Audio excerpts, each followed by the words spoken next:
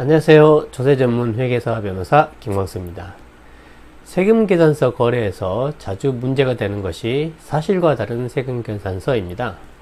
부가가치세는 고객에게 공급하면서 함께 받은 매출세액이라는 부가세에서 내가 물건을 구입하면서 지급한 매입세액이라는 10% 부가세를 차감하고 납부합니다.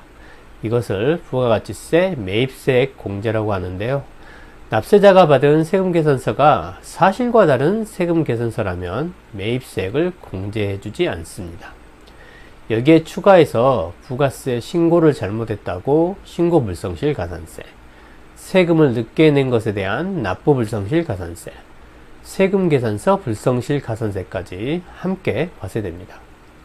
사실과 다른 세금계산서로부터 벗어날 수 있는 방법을 거래 단계와 소송 단계라는 두 가지로 구분해서 알아보겠습니다. 먼저 거래 단계입니다.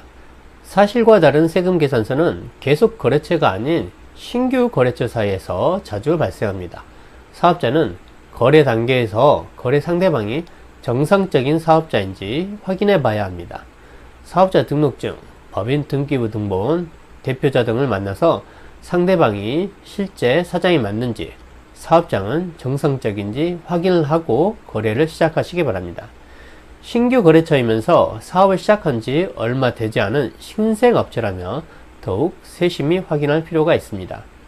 대표자, 사장이라는 사람을 만나봤는데 말투도 어눌하고 해당 업계에 대한 이해도 없으며 실제 영업을 처리하는 사람이 따로 있다면 나중에 부가가치세 문제가 발생할 가능성이 높습니다. 요약하면 거래 시작 단계부터 정상 거래처를 확인하기 위해 사업장 방문, 대표자 면담, 사업자 등록증, 법인 등기부 등본을 확인하시고 매 거래마다 계량표, 검수증, 단가표, 입금 증빙 등을 구비해 두시기 바랍니다. 다음으로 조세소송, 조세불복 단계에서 주장할 쟁점 두 가지입니다. 먼저 사실과 다른 세금계산서에 해당하지 않는다는 주장입니다.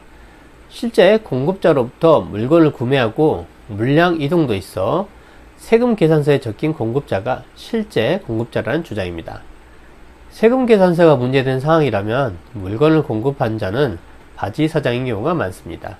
거래처가 연락도 되지 않고 물품 대금은 입금 즉시 현금 인출해 가고 부가세는 내지 않는 경우라서 공급자가 사실과 다른 세금계산서라는 판단을 받기 쉽습니다. 납세자가 부가세 매입세액 공제를 받기 위해 소송 단계에서 할 두 번째 주장은 공급자가 사실과 다르다는 내용을 알지 못했고 주의 의무도 다했다는 선의 거래 당사자 주장입니다. 나에게 물건을 공급해주는 사람이 실사업자인 것으로 알았다는 건데요. 이것은 거래 단계에서 미리 확보해둔 사업자 등록증, 사업장 방문 증빙, 계량표, 입고증 등으로 주장 입증할 수 있습니다. 물건을 구입하고 세금계산서를 받았는데 매입액의 10%에 해당하는 부가세 환급을 받지 못한다면 정말 큰 부담입니다. 사실과 다른 세금계산서에 해당하지 않기 위해서는 거래 단계에서 실사업자라는 증거들을 수집하고 소송 단계에서는 사실과 다른 세금계산서가 아니며 설사 공급자가 사실과 다른 세금계산서라도 나는 주의 의무를 다한 선의 거래 당사자라는 주장 입증을 해야 합니다.